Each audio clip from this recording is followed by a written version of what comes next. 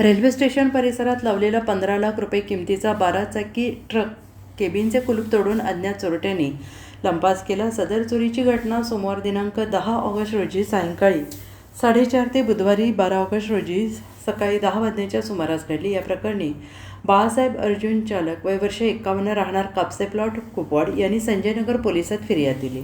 याबाबत अधिक माहिती अशी की बाळासाहेब चालक हे आपल्या कुटुंबियांसह कुपवाडमधील कापसे प्लॉट परिसरात राहतात. त्यांचा टाटा कंपनीचा टायर ट्रक आहे. सोमवार दिनांक 10 ऑगस्ट रोजी सायंकाळी 4:30 वाजण्याच्या सुमारास बाळासाहेब यांनी त्यांच्या मालकीचा ट्रक क्रमांक MH09 CU 6836 हा रेल्वे स्टेशन परिसरात लावला होता. त्यावेळी अज्ञात चोरट्यांनी मध्यरात्रीच्या सुमारास कोणी नसल्याचं पाहून ट्रकच्या केबिनचे कुलूप तोडून 15 लाख रुपये किमतीचा मोठा ट्रक चोरून पलायन केले.